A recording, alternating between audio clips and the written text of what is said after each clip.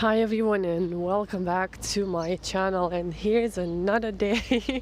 Wow, this is the first time I'm posting 3 times in a row, so it feels like I've had more of a personal chat with you guys, and yeah, thanks again for your support.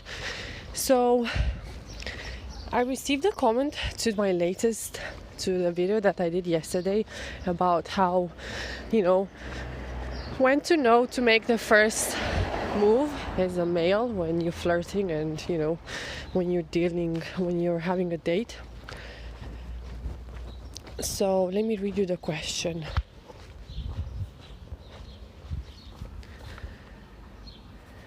So Chris asked me, how do women perceive guys approaching with small talk and being more nervous versus the guys that do the pickup approach with more confidence?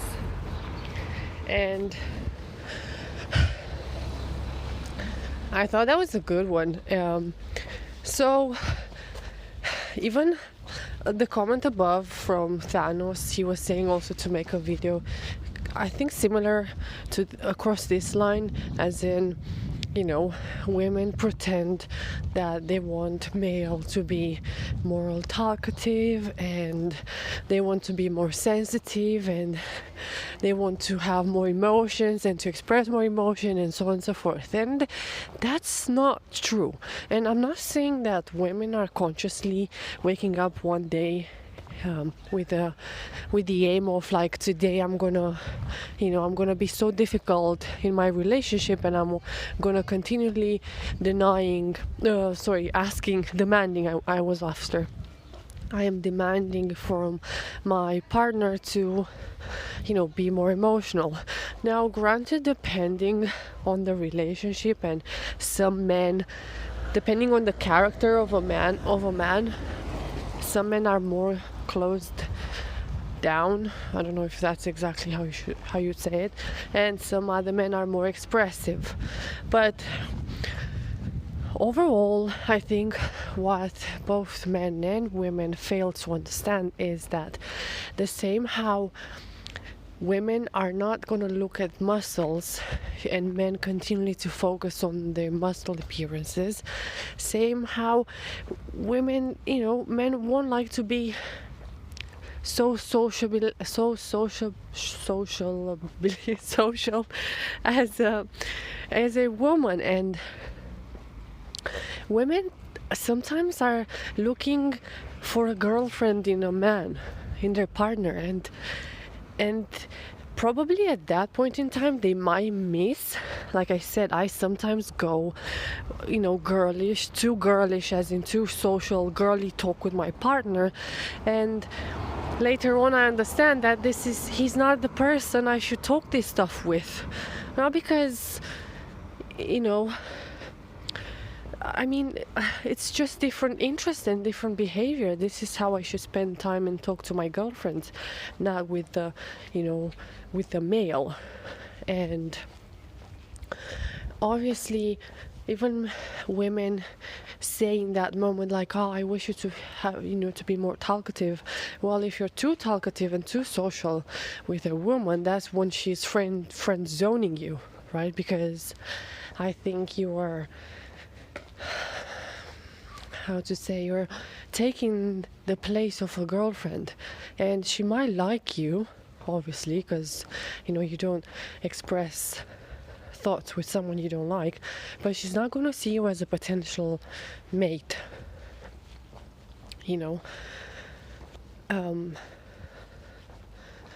so yeah, like, depending on what plans do you have with a woman, with a girl, don't get too much into the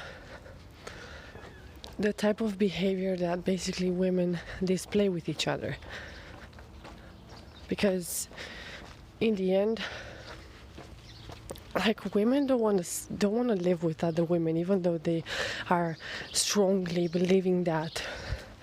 It's like I said previously, having too many women in the same place at one point in time, if it's not balanced by masculinity, it's not nice, it's not comfortable, it's a lot of jealousy and It's not nice.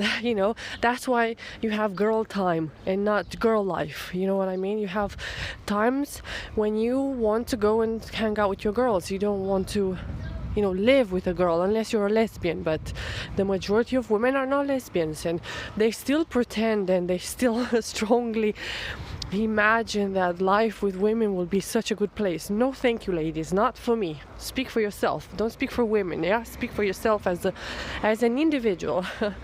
so yeah, I think that's it. Don't. And obviously, let me read that again. I might make a little bit of noise because I have a cloth on top of the phone, so the wind so the microphone doesn't pick up the wind.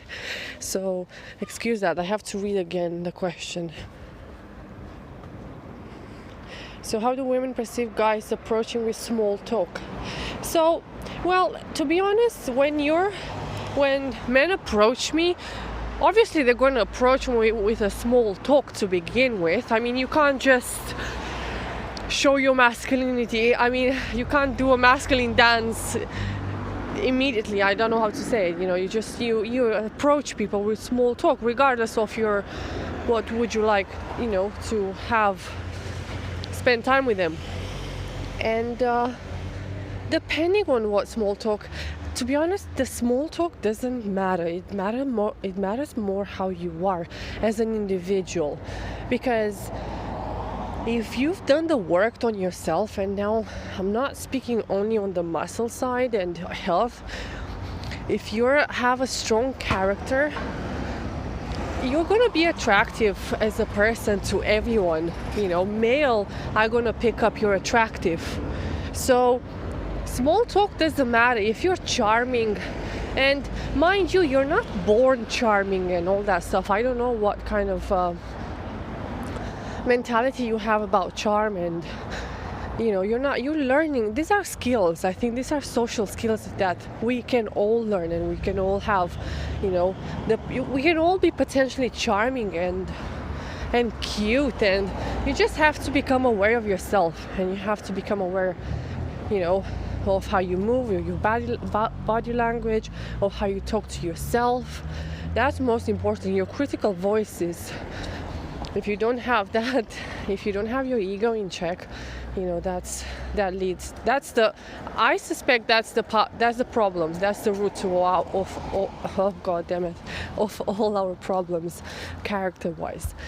So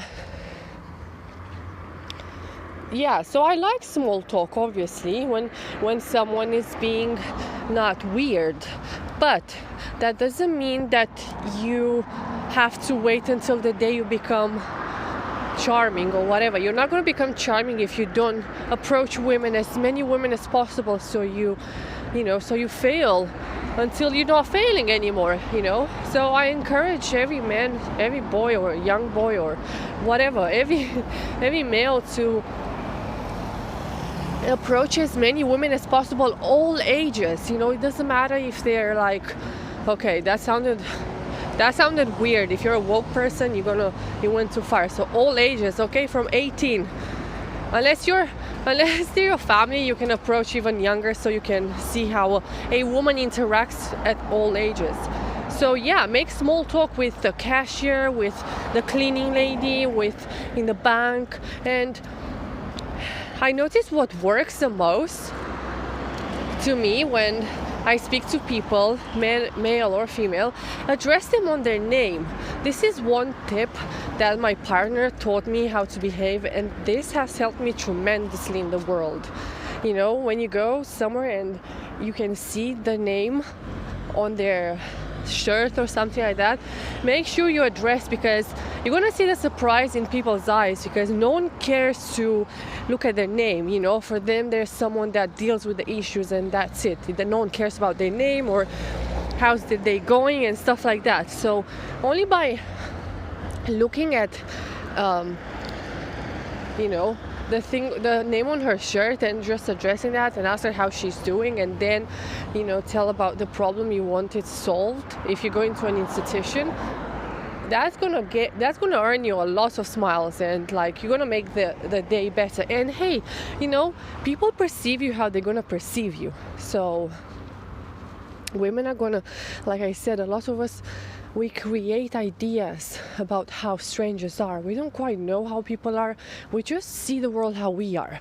So that's why I don't quite take it personal when someone has a bad day and they seem to how to say it, they seem to be angry at me or something like that. And if we're strangers, there's nothing personal. People project a lot of the times. So yeah, call her by her name. And obviously if you don't know their name, you can, now this is difficult, I'm not sure how you could do it, as in if there's a stranger you don't want anything from, like there's no an institution, it's someone in the bus or stuff, I don't know, that's why you have to practice a lot. It's depending on the situation. And I think like I said yesterday, you have to be aware a lot of the times when you do this stuff, because trust your intuition, because you're an animal and you're a social animal. Even if you think you suffer from social anxiety, or even if you're more of a loner, you are a social creature, and you have to trust your instincts. Like for example, you're in a bus and you like a lady, or you would like to practice your talk with a lady. If you're aware of yourself and of yourself and of the surroundings. Sorry, I have to look when I cross the street. You're gonna see if she is really keen, to give you a smile, or if she looks you in your eyes more than once. That means, you might make a joke, or you might. But depends, I can't quite say you have to do that and that and that. You can't. It's depending on the surroundings and your environment. But anyway, just try and experiment as much as you can until you get rejected. And at one point, you're not going to care about that anymore, and you're going to learn. And yeah, so yeah, I do encourage the small talk. You just have to be aware of what's happening. So how do women perceive guys approaching with small talk and being more nervous versus the guy that does a pickup approach with more confidence? Yeah, so the pickup approach doesn't quite work anywhere. Well, I don't know, like if it's on the street and stuff like that, I don't welcome it, because let's give you an example of a polite, nice pickup, if you will. I was running and a man just stopped, and I think he asked me, hey, where are you from, or something like that. But he was like really, I don't know, like emotive. It didn't feel me like he feels entitled of anything, or he genuinely wanted to know where I'm from. So I stopped and I told him, and he was complimenting me on my looks, on my fitness level, because he said a lot of women in this country are quite out of shape. And I wasn't offended by that, I liked it, and I said thank you, and then I left. And he said, have a nice day. Would you call that a pickup? I would say so. That was pleasant. But now, like I said, women are going to react based on their experience. So like I said, I'd rather go with the pep talk. That pickup, I don't know, pickup to me is like Tinder. You just want to have sex and that's it. What pickup, is no. And plus, a lot of male before you have had the, how do you say it, they haven't been such a gentleman before. So that's why a lot of women don't like this catcalling and pickups. They feel that all men are the same, but that's their problem. Obviously that's not your problem, but you have to work with this. Basically, you have to work with how the world behaves today and find your way around it. And mind you, I know that the world is gone crazy with this, you don't know how to interact with women anymore and so on and so forth, and it's more complicated. But in every downside there's also a good side. So as long as you find a way to benefit from the lower parts, how would you say it? I don't know how to explain this. Imagine there's a stock market. I don't know, I keep coming to the finance because lately there've been a lot of volatility in the crypto market.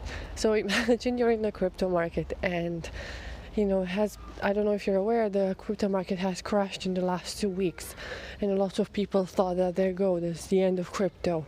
But at the same time, some people found that as an opportunity to stock more on the crypto because the market was down. So something the same goes with the world today. I know that a lot of women are woke and they lost their wits and so on and so forth, but that's why some women like me are trying to balance this nonsense and make sense out of it. So hopefully it's not gonna crash. I don't think it's gonna crash.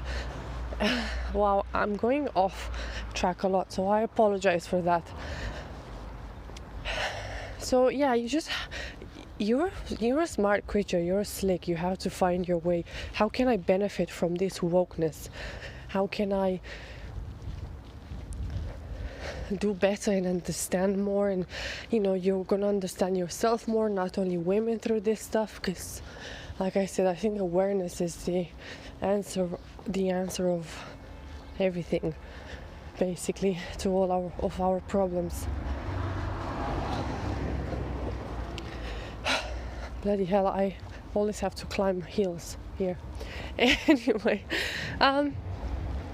so yeah, don't be nervous, because the only people that like other people being nervous is, I think, men. Men like women more nervous because that's cute. We don't like men being nervous, or we don't like to see that men are being nervous, and men don't like to see men that they're being nervous, because yes, that is a sign of weakness, but you can't change that. I know it's unfair and you can't change that, and it's just wired. Because imagine this, imagine you're a woman and I'm a man and I'm approaching you, but I'm so unsure of myself, but you see in me basically the whole world, as in I'm gonna build the life around you. I'm gonna keep you safe and I'm gonna feed you, and no one's gonna approach you. This is what you see in me, or this is what you wish I would be, and I'm nervous. Like, I can't even speak to you because what? Because you might tell me that, hey, no, I'm not interested, and then what? What do you think is just the worst that could happen? Why are you nervous? Identify that. I'm sure most of the time we are all nervous because we don't like rejection.